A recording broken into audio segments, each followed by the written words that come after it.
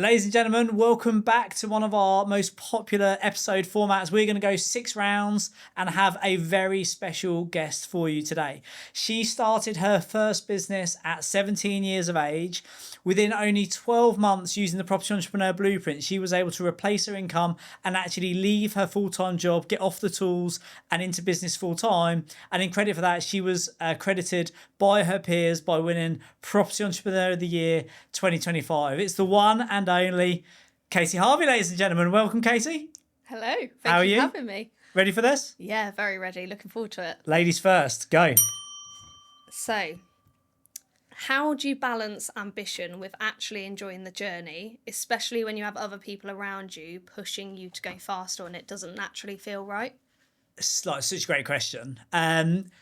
Steve Jobs says you can only connect the dots looking back. And I think when you get to a certain point in life, you realise, like now, one of the things I realised last year was making money for the sake of making money is pointless. Or rather, when you've got enough money, you do it for long enough and you do it. I remember somebody saying to me a few years ago, they got to a point, I sold their company for them, and they got to a point where they were making money, they were doing work they didn't want to do for money they didn't need.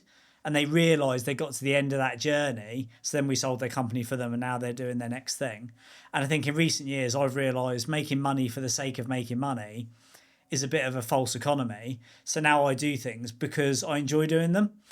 If you'd have asked me right at the beginning, I loved the journey and I was passionate about sort of becoming successful, but I was not I would say I enjoyed it, but more in the same way that like an adrenaline junkie enjoys doing something that's high intensity. Like I just enjoyed, but to me it was life and death. It was so important.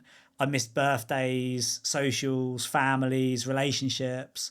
All I wanted was to get to the top of the mountain, and I didn't stop for a breath on the way up, let alone to look at the scenery.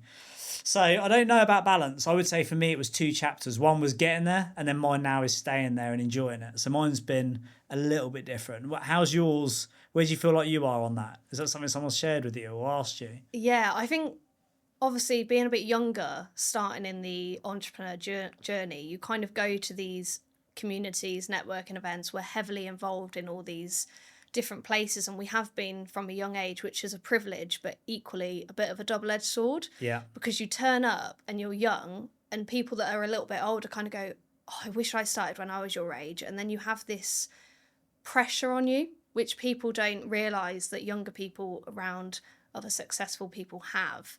And I think that a lot of the time, I know a few other people my age who have actually packed in entrepreneurship because they couldn't deal with the pressure that other people put on them.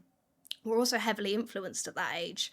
So it's kind of like, are we actually taking the journey we want? Part of the journey and starting it so young is that you get to enjoy it. And then you stop enjoying it because you're trying to meet other people's expectations.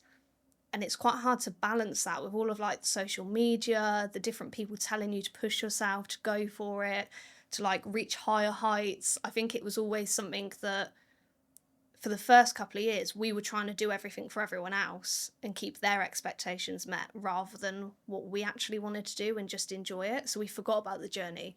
We were just like, go, go, go. For people listening, so I said you started your first business at 17. How old are you now? 24. Yeah, so I didn't, so at 24, so I'd been in business since I was 15. So I've been in for 9 years by that point. And I would say at that point, I didn't have the same, I always thought I was young in business. You and I spoke briefly before we started recording. For whatever reason, through all of my teenage years and my early 20s, just as a young person, I always wanted to be older. Like even when I was at school, I wanted to shave as a kid because then it makes you look like an adult. And when I got my first Mercedes, my first house at 20, whatever it was, my first Mercedes at 25, I always wanted to break these records. Young Entrepreneur of the Year at 20, whatever it was. I always wanted to break these records to do it young. And now I'm nearly 40. Now I'm looking at all my records. It's like, wow, I've got the metabolic age of a 28-year-old. And I'm sort of trying to wind the clock backwards rather than forwards. It's quite strange. But the thing that resonates for me going through that journey is I didn't have that pressure, I don't think, from the people around me. And actually, I say to people similar age to you, or my friends, some of my friends' children, friends are a little bit older, and children a little bit younger than you. But I say it's such a privilege to be able to get started at such a young age. But I never think that maybe that's intimidating them and feeling pressure. And I don't know whether the people saying that to you, that's their intention. I think they're probably just acknowledging wow, to be at, because we've got people becoming self-employed in their 30s and 40s. You're doing it as a, very young person. So I wonder, one is like, are you hearing what they're actually saying? Do they intend that? That might be worth sense checking. What I did have though is what I thought was parental expectation. So I grew up in a single parent household, and I was the man of the house. So I felt the expectation to provide financially, and then also for my dad, he was the sort of driven professional that really made me aspire to be a high performer. And absolutely, I felt that pressure that I had to do it. It was life and death, and he never really wanted me to feel uncomfortable by it, or he didn't have a gun to my head. I just interpreted it that way, and Yeah. but then I'm at the other end. I'm really grateful, but in the thick of it, I could have been quite not resentful, but I was definitely under pressure. But it was effective. It was like, diamonds are made from pressure, and I think that might be part of it. Yeah, and I resonate with that quite a lot. When our first ever sort of like program that we did, it wasn't Property Entrepreneur, but the first one that we took part in, we were quite heavily pressured to do it. We entered an agreement that we could pay at a future date and stuff like that, and it was great, and we would not be where we are without it. But it was very high pressure, and Josh was 20, I was just turned 18 at that point. And it was like, oh my, what are we actually doing? We didn't even have a deal at that point. This was like the first event that we'd ever gone to. And it was like crazy. And everyone around us had these expectations that we were going to be like high performers because we were younger and getting started. And inside us, we were like, we still had a lot of self-doubt. And we were still like in school kind of mode, like around those people. We hadn't had a lot of life experience around older people. We were new to business, new to property, and that expectation really kind of drove what we did for the first couple of years. And we've now flipped it, and people definitely don't have a malicious intent with the comments that they say, but we also have to learn ourselves to ignore it as the comments that sometimes we take it as, because sometimes we're like, oh, they're putting pressure on us, but actually they just want the best for us. But we put pressure on ourselves, and we try and impress people and do what people think is the right direction for you. And it's hard to switch that, especially with social media now. It's like everything on social media is just like people having the best time of their lives, when actually in reality they probably aren't having that good of a time, but we don't see that side of things. Yeah. And I think you definitely need, wherever you choose to get it from, you need that pressure. So whether it's and a lot of it, again, I suspect a lot of those projections are or were your own projections. Like, I felt my life was to make my dad proud and to meet his expectations. Whereas really, whenever push came to shove, all he wanted me to do was be healthy and happy. Like, that was really all it came down to. Equally, in order to be successful in this game, and I've noticed this more in the last 5 or 10 years, where I've had examples of it working for me and examples of it working against me, is to be ultimate successful. And I would say there's a few things I'm really good at. There's lots of things I'm very average at. The things I'm really good at, where people could not even compete with me, so like business strategy or doing deals, I am right up there on economic forecasts, deals, models, because I'm obsessed with it. I love it. I wake up at 2 o'clock in the morning like I did yesterday. I was on a Zoom call with Adam at 3:15 yesterday morning in the morning. Oh my God. I just messaged him WhatsApp. I was like, "Are you awake?" And he was like, "Yeah." I think I've just cracked it. And I've just cracked something I've been working on for 2 weeks. Nobody could beat me at that because I'm passionate. I love it. I'm committed. And that's what is needed to get through the difficult days. And I think if people are doing it because they feel forced or under pressure, that's not necessarily going to take them as far, and the results that they're going to get aren't going to be as good. So I think there's part of that. And when you do get forced to do something you don't want to do, so when Adam took over Property Entrepreneur 2.5 years ago, that was the 5th year of me trying to get out of the business, and it got to the fifth, and every year it got harder and harder, more painful, and it got to the point where I was like, I said to Adam, just to give you a heads up, I said, I'm going to either put an MD in, I'm going to sell the business, or I'm going to put the keys through the letterbox, and you guys can just sort it out amongst yourselves, because I'm done. I'm like, I don't want to do it. I'm not enjoying it. It's probably going to make me ill. And that was because I was forcing myself to do something I didn't want to do. So I think however you do it, that's a really important part of doing it. Good one to kick it off. Nice one. This one bounces off of your topic a little bit. So this one's called The Secret Sauce. And I privately, and I've put it on social media before, I call you Katie the world class Harvey. Because you've got the secret sauce, right? You are, the first day I met you, I said to Adam or Bianca, I said, I guarantee she's going to be on the stage. She's going to be winning awards. As soon as she does, she'll be a host. And I can just see that you're just destined for success. And I don't know what that secret sauce was, but I knew it the first day that I met you. I knew it when you did your strategy day presentation. I knew it when you got your award. I knew it when you stood up and did your first hosting bit. You just have this secret sauce that successful people have. You've probably seen that in other people. I don't know if you've got to a stage in your journey yet where you can spot someone and I meet people and I'm like, you are really optimistic, but this is never going to work for you. This is the wrong game for you. Go and find something else. I meet other people like you and I'm like, I don't know what it is, but that secret sauce, you've got it. Adam's got it. Josh has got it. Shiv's got it. Everybody, there's certain people that I know that have got it. And it very often comes good for them. What is that secret sauce? What a question. Do you know what? It's hard to sum up as if I'm talking about myself, but if I'm looking at it as other people around me who I think also has that secret sauce, it's like people that are, one, very passionate about what they do and why they're doing it. And I think that reason why is such a big part of business. I think that if you've maybe had quite an easy run in life, you're happy with your job, everything's going quite well for you, you don't have this extra drive to go out there and get something more. But when things go wrong or you experience something that makes your life change quite quickly, all of a sudden your eyes are open and you're like, there's more out there. Equally, you can kind of just end up in the right crowd, which is very much what happened to me. I have a mix of both. So I had a really bad diagnosis when I was 16 where I nearly died, and I've got a rare medical condition called Addison's disease. I've been ill for years and all of a sudden I felt better, but because I nearly died I was like, I need to do more with my life. Like this can't just be it. Like I can't just go and do an apprenticeship and that be it forever. I can't end up like these 50-year-old guys on site who can't even bend down to pick up a screwdriver because they're in so much pain.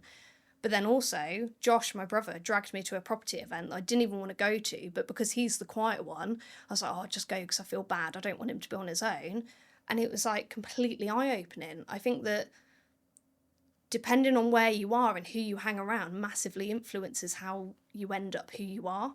And if I hadn't attended that property event when I was 17, who knows where I would be now, because I never would have seen that world.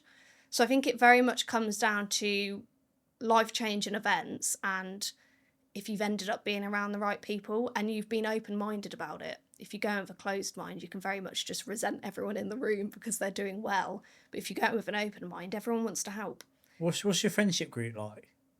I have quite a small circle in terms of friends my age. Which is the one line that every high performer that I know says. Yeah. You know, the higher you go, the oxygen's thinner, right? Yeah, I mean, throwing that back on you, how's your friendship circle? Yeah, tiny. Yeah. Like me. No, it's tiny. It's and the more I've progressed, the smaller it's got. But the relationships I have are very deep. You know, they're very deep. They're very intellectual. We just live in this little bubble of high performance that we love. And the reality is most people just don't think like that, right? You know, if you compare, you know, most of my friends that I went to school with, some of them have died, others are in prison. A lot of them are still living in the same postcode that they were, doing the same jobs that they were when they were 17, 18. There's nothing disrespectful about that. That's what most people in life do. You know, it's like that. It's that whole sort of crab in a bucket analogy of, you know, the crab tries to get out and the other ones just pull it back in. And I think you are the average of the 5 people you spend time with. But yeah, why did I? But yeah, where I was going with the question for yourself was about what are your friends like when you look. If you were to compare, if you've got quite a small circle, you would have grown up with other people in a bigger circle, school, friends. When you compare yourself to them, the way you think and behave, and the way they perhaps think and behave, what would you say you do that's different to them? Like if you're the top 1% and the other 99%, we're not being critical of them. What are the differences that make, what is that secret sauce that makes you different? I think it's generally like the wanting more from life, and it is also just wanting to push and discover deeper parts of yourself. And so one of the things I recently started was therapy, and I haven't had anything majorly traumatic happen in my life. And I'd always associated therapy with you need to have something wrong with you to be going to therapy. But through some other mentoring and Josh Keegan as well, he recommended it. And I was like, "Do you know what? I think this would be a good point to start understanding myself at a deeper level." And I remember saying to my parents, I was like, "I'm starting therapy." And they were like, "Why?" And I was like, "I just want to know myself better." Most people don't want to know themselves. And I think people avoid the real them. And when you start truly looking at yourself, you see the flaws, which they can't always be fixed, but a lot of them can. But then it also unlocks doors where you actually want to progress, and you realize actually I'm capable of a lot more than I thought I was. But until you start really looking at yourself and you're honest with yourself, you don't see that. And I think that is a big key to the secret sauce, is you have to be honest with yourself.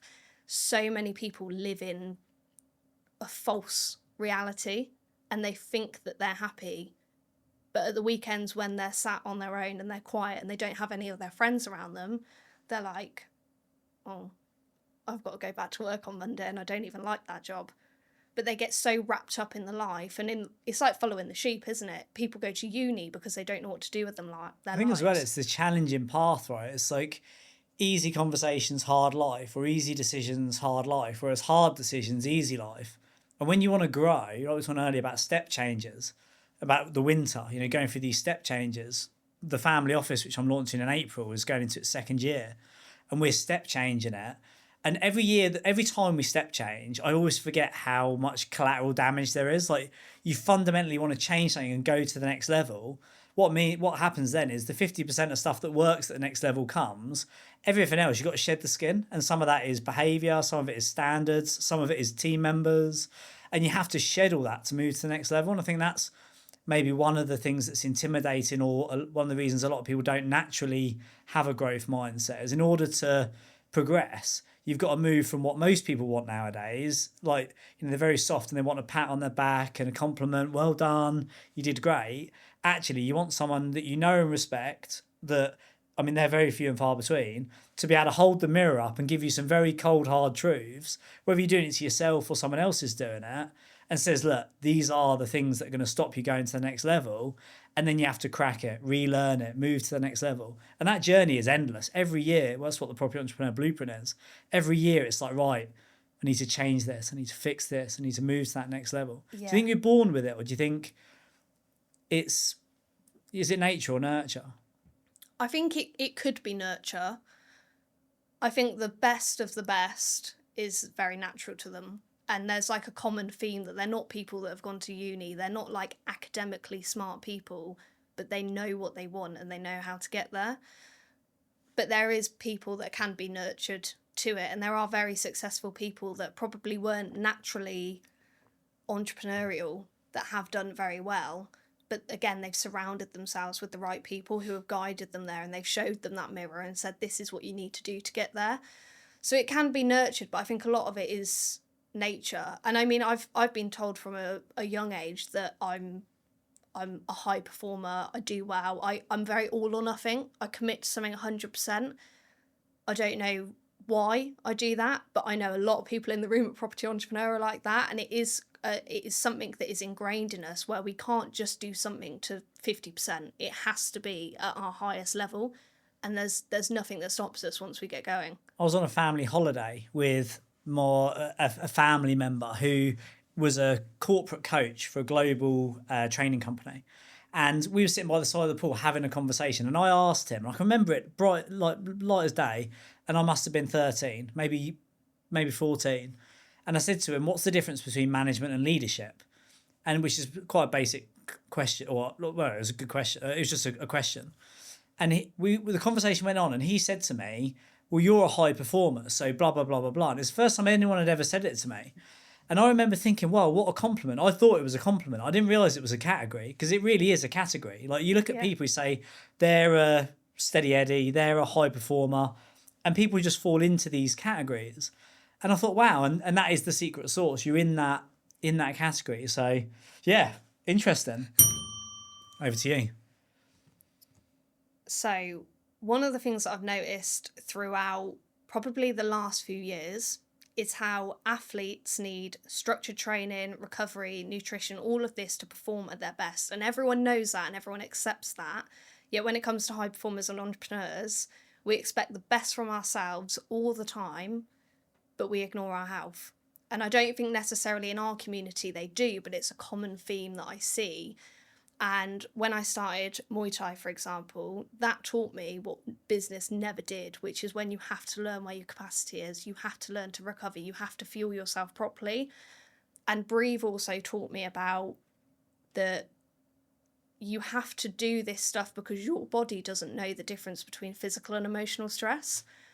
But people don't understand that. They think that physical stress is much harder on the body, but actually the emotional intensity of business can be just as bad. But why do we ignore that as entrepreneurs when we're fully committed to athletes being high performers and that they need to do it, but we don't? I mean, this is one of those. I could literally do a day training. Well, you could do. You run a whole business on it. Well, honestly, where do we start? So I would say highest level. A few things that spring to mind. One is the irony is all what we do as high performers, entrepreneurs. We do it all backwards, right? We want wealth, health, and life by design. So we go for money first, then we go for the lifestyle, and then we think about our health. And it's like people say, you spend all of your good years getting money, and then all of your downward years putting the money to try and buy. You sacrifice your health for the money, and then after you got the money, you try and sacrifice the money to get your health back. And then you can't enjoy it. And then you can't enjoy it. So it's all backwards. None of it makes sense. I think there's that bit of it. I think some of it is, as type A personalities, we're extremists. And often, even with health, so I've got my friends fall into one or two categories: overproductive and over destructive. I'm over destructive. If I'm left to my own devices, I'll do all the bad things in life that I shouldn't do. I've got other friends, if they're left to their own device, they'll be overproductive and they'll run ultra marathons. They're always injured.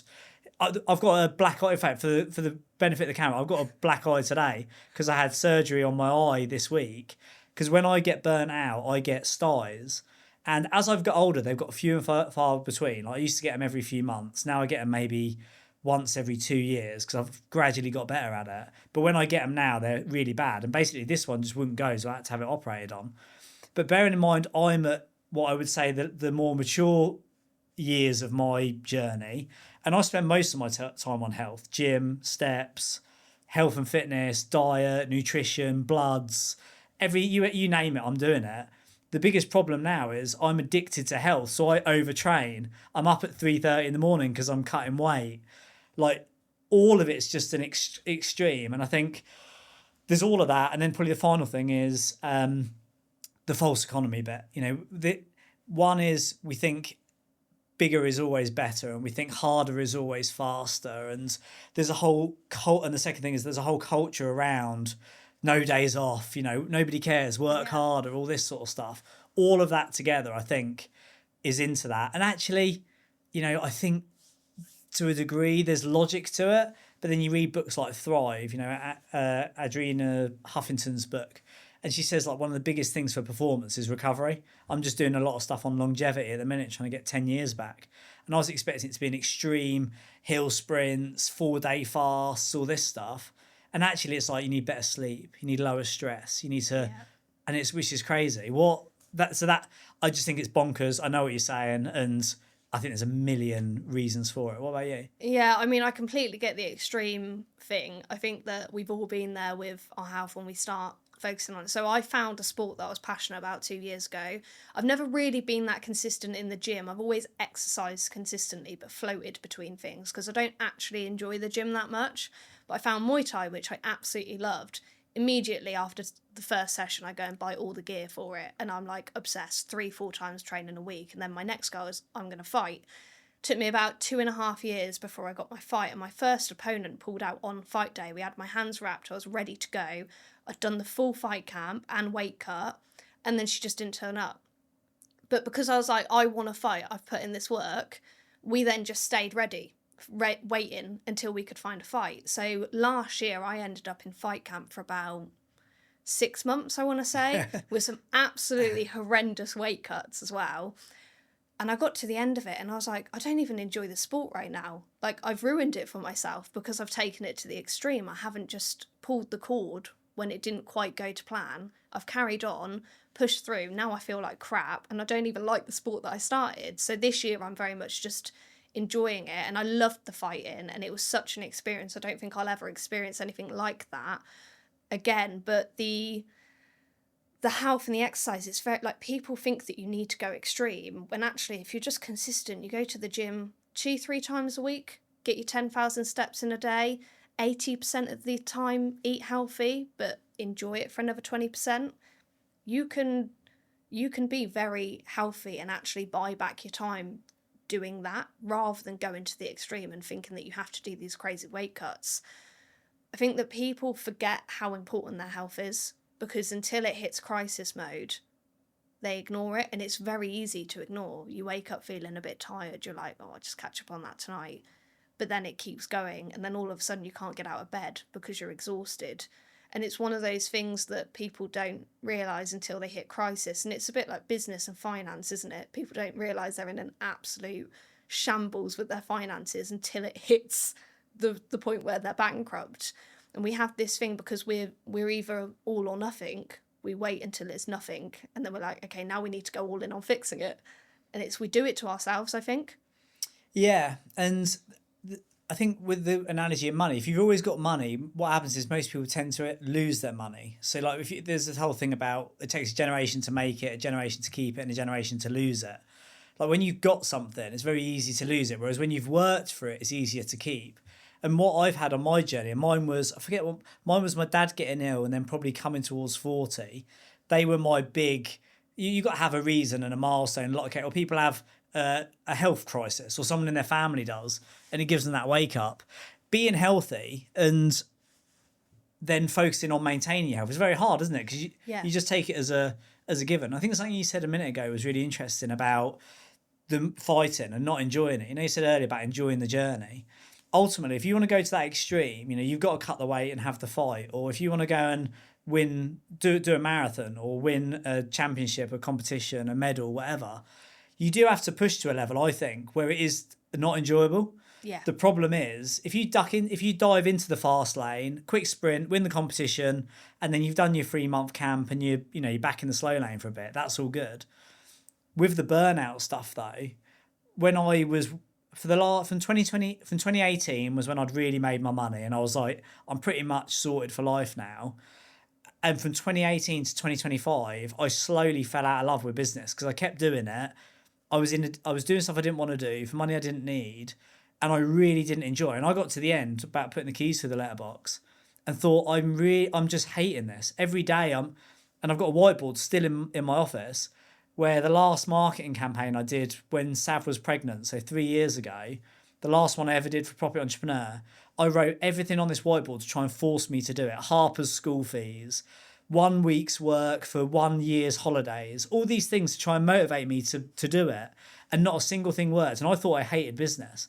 It really took me 2 years of recovery, of not working, taking the stress down, just really coming back to get my mojo back. And I think people don't appreciate that window closes, and also if you overcook it, you can really do some permanent damage. Yeah, not only to yourself but to the business as well.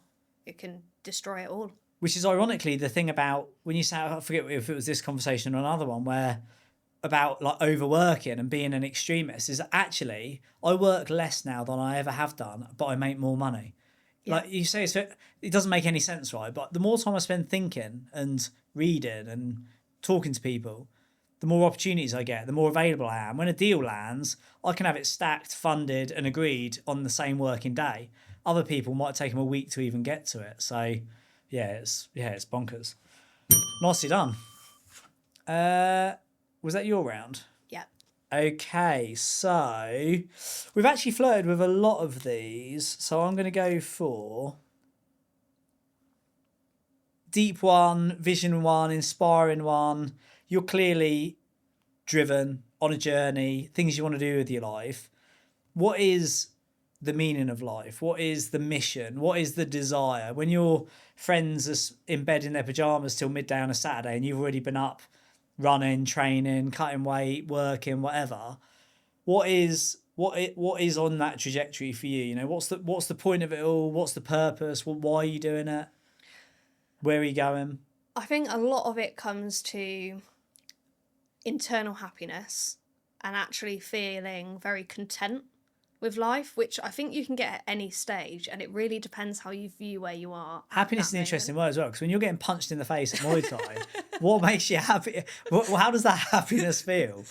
It's it's a really unique sport. Any martial arts is quite unique in the fact that you do actually enjoy getting beaten up to a sense, I guess. But it teaches you a lot about you, and it teaches you how far you can push yourself. It teaches you how much you can actually keep going, and it also teaches you your own limits when you need to stop, when you know you can't keep going. My second fight was awful. I didn't want to be there. I didn't want to be in the ring. I ended up throwing the towel in myself in round 3.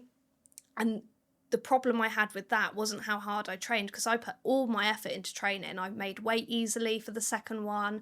There were no issues. It was a great camp, but I didn't want to be there and I hated it.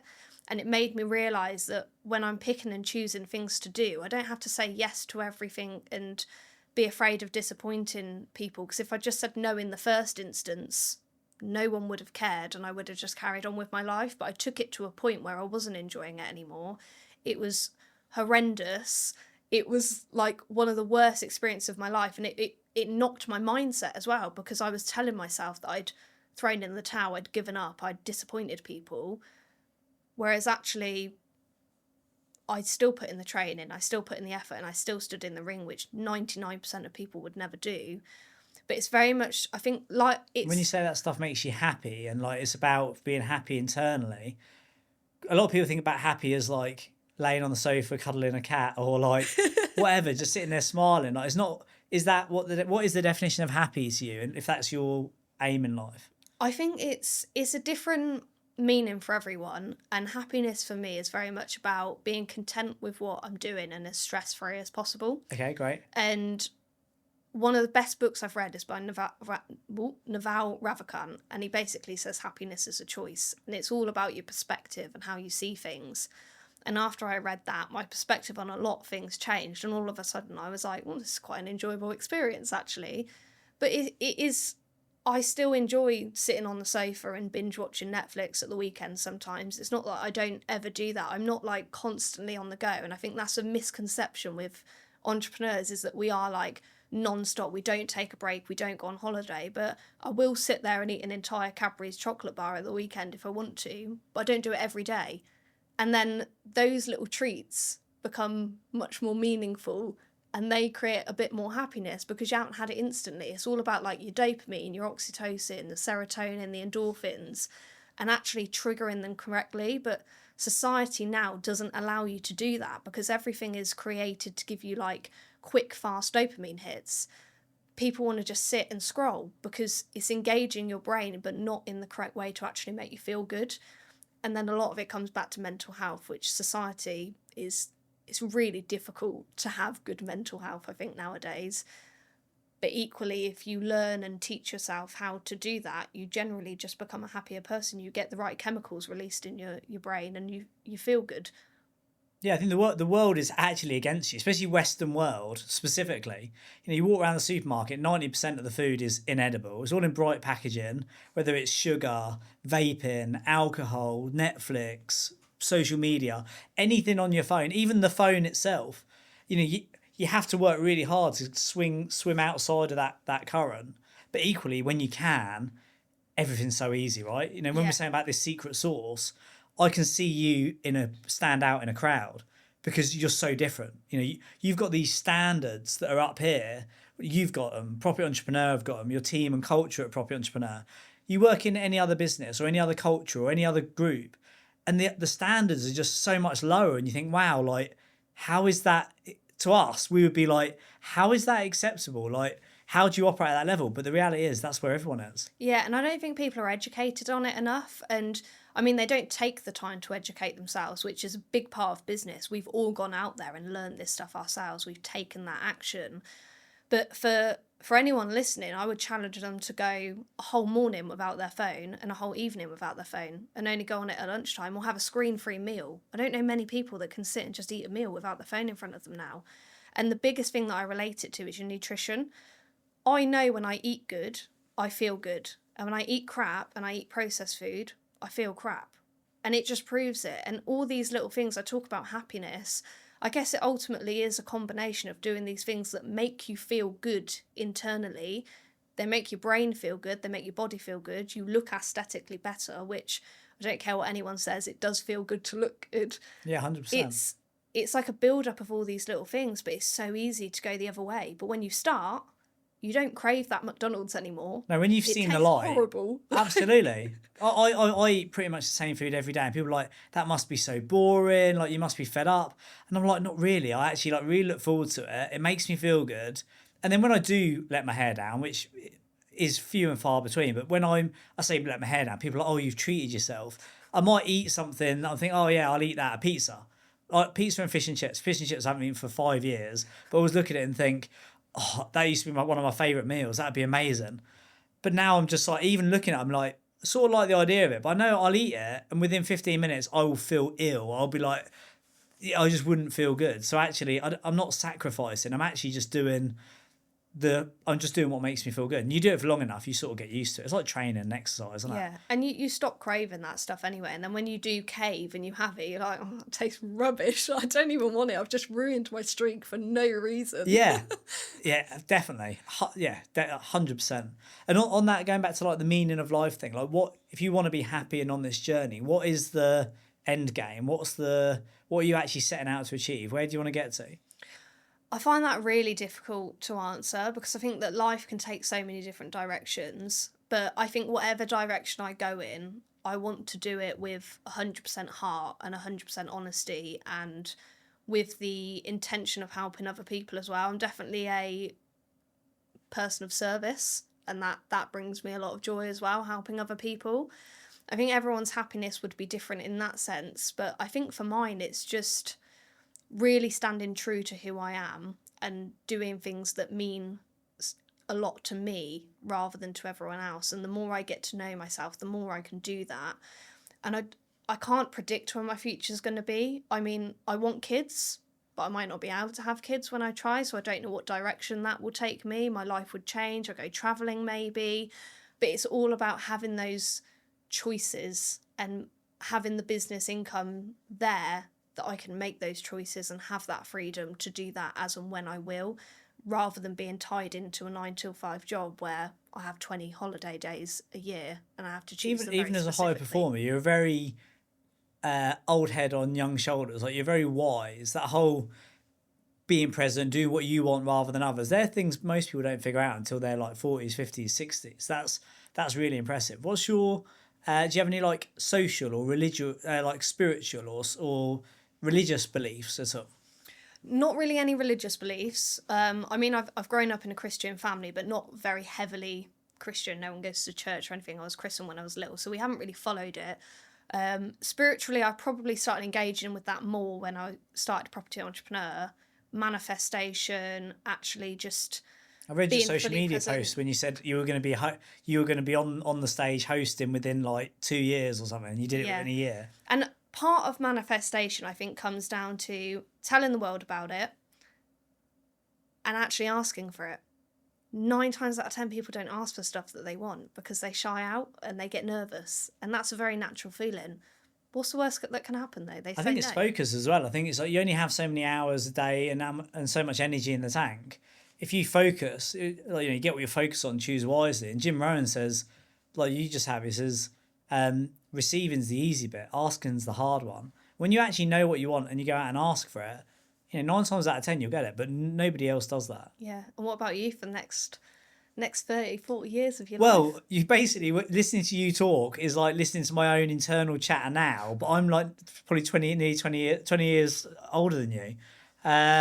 Well, I'm not 20 years old, 15 years older than you. Mine is now about more like that. Is I just love, because I've got what I need. I wanted my health, I wanted a family, I wanted the house, I wanted the car, I wanted the money, I wanted the accolades. Now that I've got to a point where I've played that game of I want this and then going and getting it, that whole, now when I look at really competitive, aggressive, ambitious people like I used to be, I now look at it as, and this is not to talk anyone down from it, it's the only thing that got me where I wanted to be. And it took me over 20 years. That got me to where I wanted to be. Now I look at it, now I would say I'm the level above that. Like, I don't look to compete. I'm not looking to impress anyone. When I do find myself slip into that trap, I'm like, I judge myself quite critically. Now I'm literally just about loving every day. I'm like, I like being fit. I like being healthy. I love my work. I love spending time with my family. I love my training. I just really enjoy everything. I just love waking up. My definition of success this year, people would listen to it on the podcast when I did my strategy day presentation. My definition of success, success is for me this year is when I go to bed and I brush my teeth and I think I'm going to sleep, and in 10 minutes I'm going to close my eyes and it's going to be another day and I get to do this all over again. When I go to bed and I'm excited, that for me is like the definition for me now at this stage, to go to bed and get up and want to go again. And I love life. I'm buzzing. I struggle to sleep. I genuinely do. And whether it's doing podcasts or doing deals, or I had lunch with Andy today, going to the gym, I just love everything I do. And I'm just always excited. And I try not to get caught up in the ego. You know, I want to go to a billionaire status. Like, that's a trap. That's a load of rubbish. Like, that's It's so easy though, isn't it, to get caught up in it? well, it's the hedonic Ferris wheel, right? On the way up, you know, even like a car, you're watching the YouTube videos, reading the reviews. These buttons are going to do this. I must have that model that's got this. I'm looking at buying a new car at the minute for a family car, and I'm obsessed over it. Once I get the keys, it doesn't matter what colour wheels it's got.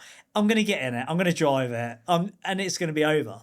But that game of getting excited, chasing it, something I learned this year was it's the pursuit of attainment that makes you happy, not the actual attainment. And like, to me, that was a game changer. It's like having things to look forward to, holidays, targets, challenges, and being excited to do them, and cutting weight and training, the anticipation for it, all of that is far more enjoyable than the actual marathon, the race, the fight, the medal, whatever. Because once it's done, and it's over. Interesting. Over to you. Wow. Penultimate round. What part of success do people hide? So there's the pros of being successful, and you have your freedom, and that's amazing, and you're at a point now where you can love every single day. But what are the things that people actually hide? Because I go to so many, or have been, not so much anymore, but I've been to so many networking events, so many courses that you pay for, and it's all these, like, they tell you all the benefits of it, but they never tell you the hard bits. And business is not easy by any means, and I think that choosing business is the hard route, but for the easy life in the end. But what is it that people don't tell you to stop people from getting involved? I would say that the majority of people don't make it. Like, that's the sobering reality. Like, how many people, and it depends what your definition of success is. Because I've got friends who are going on to become billionaires because that's what they want to do. And like, it's horses for courses, right? I feel like, and again, it depends what your definition is. That's their definition of success. I lived on a narrowboat and I absolutely loved it. I've just bought a lodge on the river and I just love it. I would be happy living there forever. I've done the materialistic thing. I've realised it's a complete fat game. Yes, it's the game that I play and I love it, and I still get seduced by it. But I would say that the pot of gold, when I got to the top of the mountain and found the pot of gold at the end of the rainbow, I'd lived, and that was 2018. So I don't know how old I was then, or what was that, 7 years ago? So I was like early 30s, 6 years ago. Yeah, like 32, 33. I got to a point where because I retired at 35, so 32. I got to the top of this mountain and I started at 15. So what's that? 18 years I'd been doing it, and I hadn't stopped. I didn't have a holiday for 7 years. I bet the house to the bank endless times. I'd had a breakdown. I'd had a burnout. I got divorced.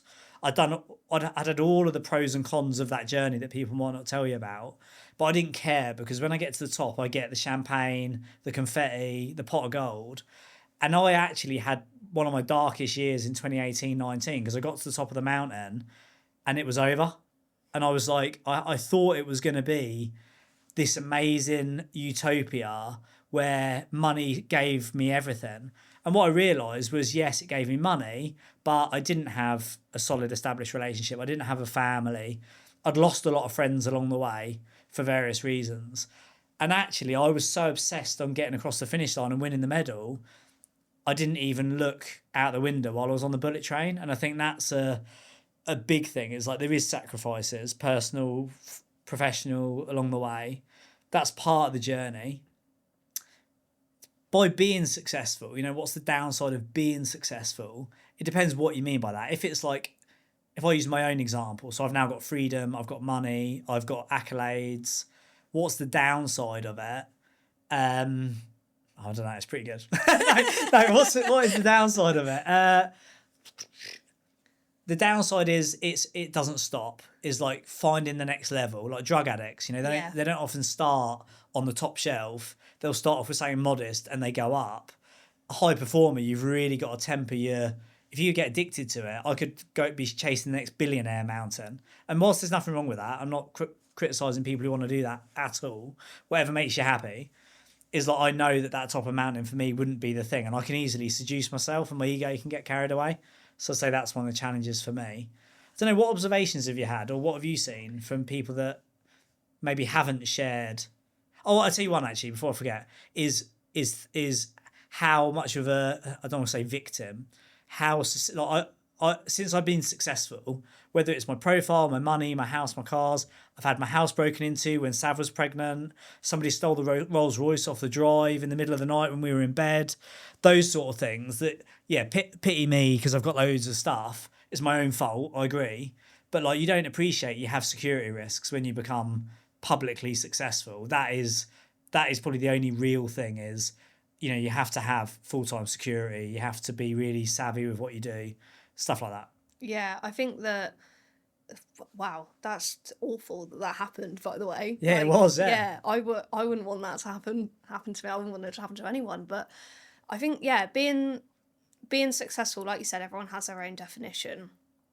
And I think that part of the downside of being successful is that being addicted and wanting to go to the next level and forgetting what you're happy with, and you kind of get on other people's train because you're like, that looks good, shiny penny, like you're on your way there. But I guess part of the reason, maybe now that we've spoken and you've just explained that stuff, it makes sense that people don't try and deter people at the start, because you kind of don't really know if you're built for it until you start going through it. And how you handle those situations is really going to determine if you can be your version of successful, or if you're going to be the 90% of people. And I never really realised that until now, is that you can try and talk someone out of it, but at the start everyone's excited and everyone's like a little puppy and everyone wants to get started. But when things start going wrong, that's when people's true, I guess it's how they talk to themselves, actually shows through, and how they value themselves, and they just give up.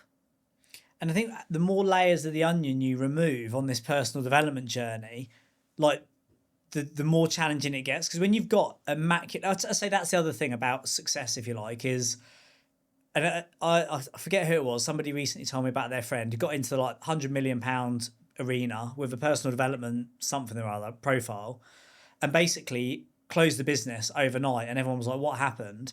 And he said he was basically about to have a mental breakdown because he was judging himself in private by the way people viewed him in public. And I say this all the time, it's like, never meet your heroes. Like, there's people think we're up here, right? Whether it's your profile or your results, people think you're up here. We feel like we're probably about here. Sorry, we're probably about here. Sorry, people think we're up here, really high. We're probably about here, a bit lower. We feel like we're the level below that. So it's like this whole sort of, this whole weird thing. When you start judging yourself in private, trying to be the person other people think you are, that can really dehumanise you, because we're all human, right? There's things people do that you should be entitled to do, and you don't have to live. It's the difference between someone said to me the other day, it's the difference between being a god and a demigod. I didn't even know what that meant. Do you know what that means? No. I only know it because Harper watches, what's that cartoon where the Rock is the demigod? Moana, the Disney film. And he's a demigod. And basically, if people profess to be a god, like I used to stand on stage and be like, you want to be healthy and fitness. And then at the weekends, I'll be going on benders and stag do's in my 20s and all this sort of stuff.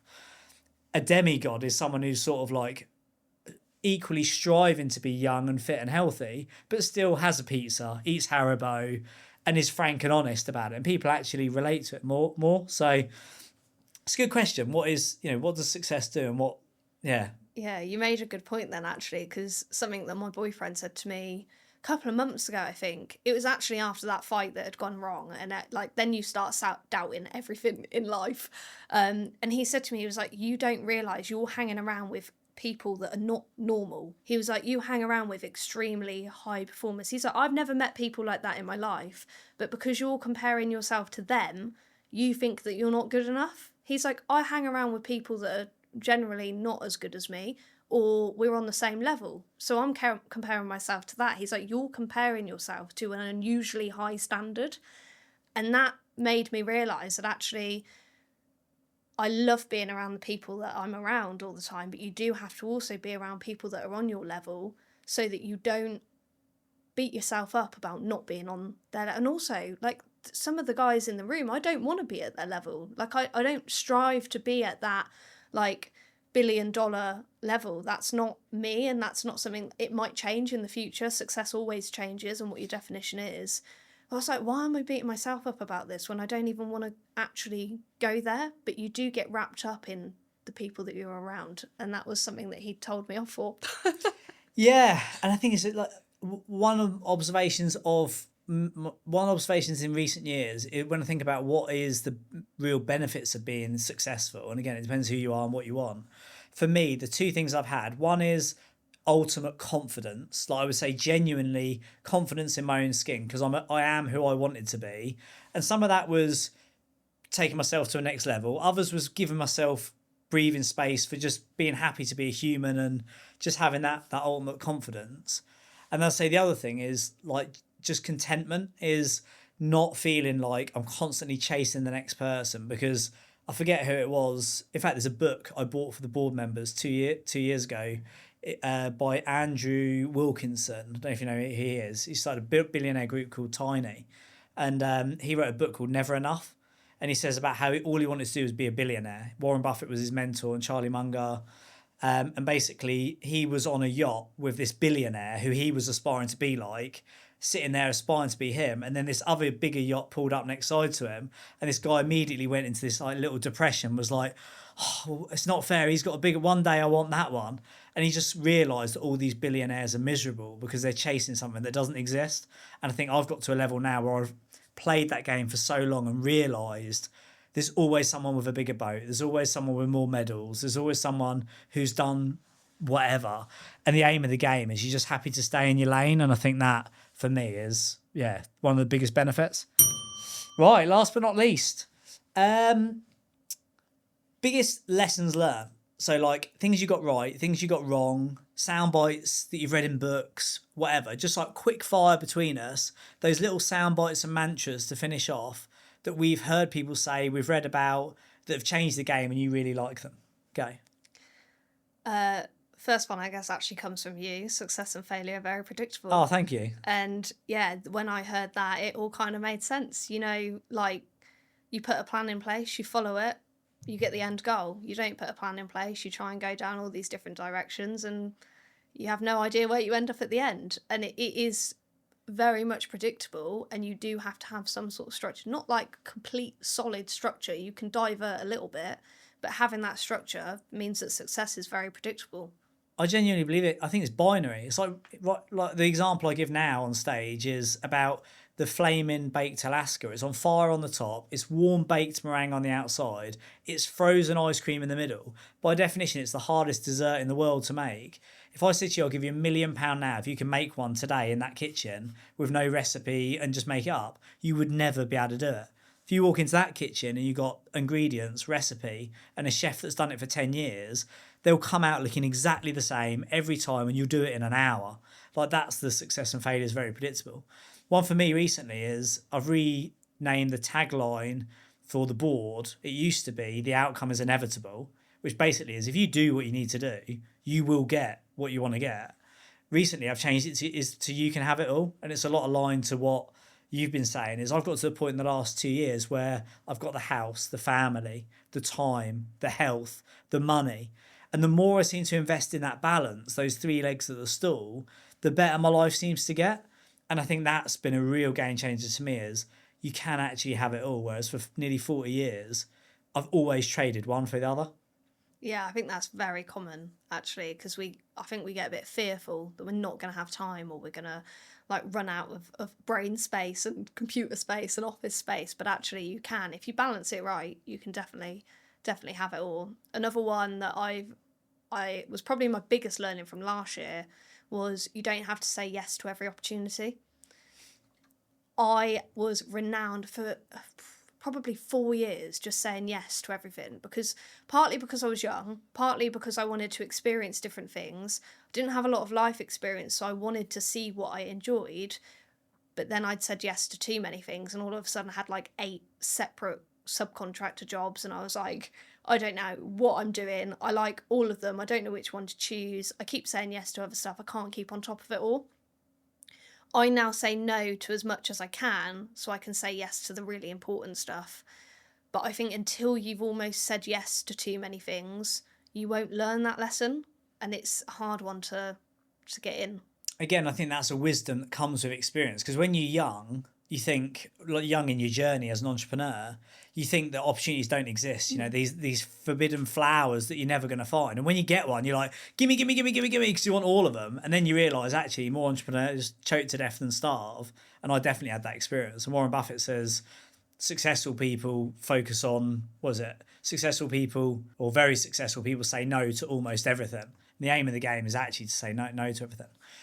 Naval Ravikant, I don't know if it's in the book, but it's in definitely some of his podcasts, and this is profound, and it really changed the game for me about 2 years ago. He talks about life being a one-player game. I don't know if you've ever clocked into that or seen him say it. He says life is a one-player game, and what he means is really, when you're gone, you're gone. You came with nothing, you're leaving with nothing. It's a one-player game. What I took it to another level is, and I forget what the additional context was, but it's basically like, the way that you talked about it earlier, the way you think in your head is the way you experience life. And if you think this is a horrible experience, I remember Kevin Edge stood on stage at Property Entrepreneur and he did the 5 big marathons.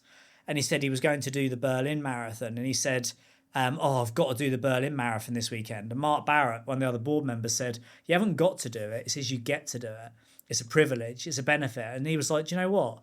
Of course, people would give their life to be able to fly to Berlin to run a marathon, be young enough, healthy enough, wealthy enough, fit enough. And that was the other thing for me. It was like, if you change the way you look at the world you look at changes. And rather than this stress and anxiety of how people see you and all this that comes from the outside world, if you just internally get really happy and content, and it's so hard, I'm constantly practicing it, then life is so much better. Like if you don't rush and you're not stressed, that's a choice. Happiness is a choice. And I think if you understand this is a one-player game and the way you feel it is based on what's inside your head only, that is very, very powerful. Yeah, absolutely. It's definitely like daily gratitude, something I do every single day. And the key to that is you do it on the good days. You don't focus it just on the bad days. If you do it in the good days, it actually rewires your brain on how you think and feel. And all of a sudden, even the bad stuff seems like good stuff. And you're like, my therapist said to me and John had our first argument because we moved in together, and loads of stuff came out of it that I was talking to her. And she was like, what a great thing that argument happened. And I was like, well, I didn't really think like that until I came in here and you told me that. But that backs on to my next learning, which is the best gift you can give yourself. The best gift you can give someone is the best version of you. Okay.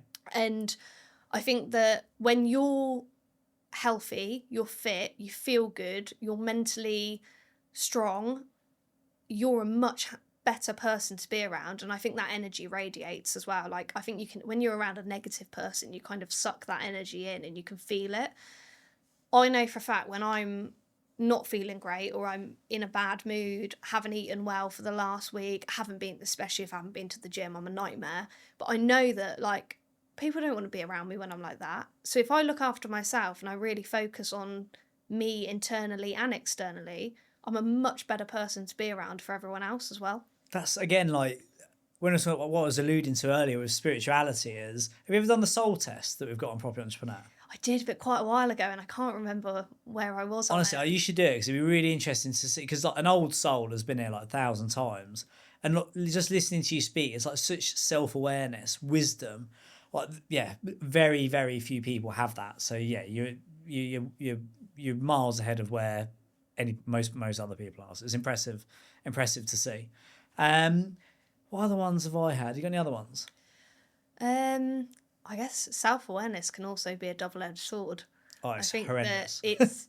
it's great that you're aware of it, but at the same time you're also aware that you can't do anything about it and you have to sit with those emotions. And sometimes you're like, I don't want to sit with these emotions. I know exactly why I'm feeling like this. I know exactly the cause of it. And I know that I have to sit here and feel it, but I still don't want to do that. And that is hard sometimes. I quite like it because I actually like I take pride in apologies. So when I get something wrong, not only do I not feel bad for getting it wrong, I actually love something like there's an elephant in the room. I should have said it with my black eye at the beginning, but I just forgot. I just forgot about it. But like, there's an elephant in the room. The easiest way to get rid of that awkwardness is just to say, "I'll just say, no, I've got a black eye because whatever." Like you want to let that thing out of the room. With getting things wrong, I actually love that environment now. This is quite a masochistic thing, but when I do get something wrong, like I mishit something a couple of weeks ago in the business, and it had quite a damaging rippling effect. But immediately I went away, reflected on it, and I was like, bang, I need to take responsibility. Went out and did that. And it's like customer service. We talk about service recovery. If you get something wrong, the aim of the game isn't to correct it. The aim is how can you make the outcome even better than how can you make it so right that it's even better than it was before it went wrong? So I then went out, I did my park run, went out for a run, thought about it, and then sent a voice note to right my wrong with the aspiration or expectation that the outcome would be even more positive, and it's no surprise that was exactly the outcome. So actually, although it's not pleasant, I don't dwell in it like I used to. I could have lost a week before being gutted.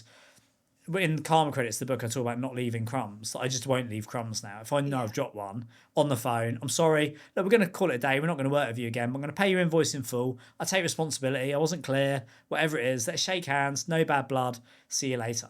And I do take a bit of moral high ground. I'm like, that's your loss, not mine, to a degree. If they're in the wrong, yeah, to a degree. Any other ones from you? Um, I think just, taking a step back and enjoying the journey. I think that you can get so wrapped up in business. I'm very lucky to be around people that have taught me that and shown me that that is the way. But I think that if I hadn't been around those people, I think I would have just, you hit a goal and you're already on to the next one. You forgot what the original goal was. And it is stopping and appreciating those. And actually hosting on Property Entrepreneurs really helped me with that because you have to reflect. You're going through the slide decks, you're having to share what you've done. And all of a sudden you're like, oh, I've actually done quite a lot here. Like I didn't even realise, but until you step back and look at it from a wider perspective, that stuff's in the past. You're on to the next thing. And that is a very common trait that I see with high performers is we're always on to the next thing. But sometimes it is really good to look back and see how far you've come when, especially when things are a bit tough or they're not quite going how you're expecting it right now. Look at you 2 years ago, 3 years ago. It's a very different version of you than you were then. With that as well, I think unless you've got a really big ego and it's important to you, I think actually, and this is one of mine from the last couple of years, two of them. One is if you're green, you grow. If you rot, you rot. And it's basically like high performers and entrepreneurs, we like to grow. It's just like one of our traits. Lots of people don't like to grow, but we like to grow. And I think, yes, you can look back and see how far you've come. And I do get that. And somebody said to me the other day when we were launching the Hill family office, it's got all of our properties or some of our properties on there. And you look at it and you're like, wow, that's actually pretty impressive. But as someone said, oh, have you looked at how far you've come? And I was like, yeah, I've just taken a moment, actually. It's really good. But look at where we're going. And it's like, I'm always thinking about the next thing because I'm grateful for it and it was great fun. But it's that whole thing about the journey is the good part and the growth is the good part. So I think the green you grow, you rot if you rot. I think like really enjoy growing. And then another thing that I've learned in the last probably 3 or 4 years, which is my last one, is a lot of high performers are addicts or have addictive tendencies. I definitely fall into that category, the whole productive, destructive thing. And somebody said to me a few years ago, that's fine, but you just need to choose your poison. And what I've done over the last few years is invest more of that addictive energy. And it doesn't always work out for the best because I do burn myself out and I overcommit and I overtrain. And, you know, I'm constantly trying to break records and I pulled my hip last week, you know, all these sort of stupid things. But I just realised, and actually shared it with someone this week, is like if you can channel that addictive nature into good things, the outcome is really, really good. If you let it drift into bad things, the outcome tends to be, you know, less beneficial. Yeah, and there was that really controversial podcast that came out with Stephen Bartlett. Okay. With a lady that basically said burnout doesn't exist. But obviously that was the hook, so it got loads of people engaged. But what she went on to say is burnout doesn't exist with something that you're passionate about. If you absolutely love something, you won't burn out from it. And that's exactly what you have to do with this addictive sort of personality, is you have to put it into something that you love and is good, rather than something that is going to drain your energy and actually deplete you. And it's that fine line of working out what that is. And that was a really I remember people that are in my community for the burnout stuff, they were messaging me like, oh my God, have you seen this podcast? Have you seen this? And I was like, listen to the whole thing. That's the hook. Like, it's actually not as bad as it sounds. But yeah, it was a really controversial podcast about how burnout doesn't actually exist. But I think it's safe to say, I mean, I've been through it. It definitely exists. Oh, 100%. And to finish off, like most recently, I've started what I've done recently is lock my phone. So I don't go on my phone before 9 a.m. This is even my private phone. Don't go on the phone after 5 p.m., which is literally something I've changed this week. And just knowing that 5 p.m. it stops, all of a sudden it caps it. So not only am I like, oh, I wish I could carry on going, but I actually stop. I then chill out into the evening. I get better sleep. I wake up the next morning, I'm ready to go. Whereas if I wasn't seeing Sav or Harper, or I was away working, I'd work until I go to bed because I just love it so much. But then you burn yourself out, the fun stops, and yeah, all those things. Kate, Harvey, nicely done. Congratulations. Thank well you. done. Enjoyed that. You enjoy that? Yeah, it was good fun. Excellent.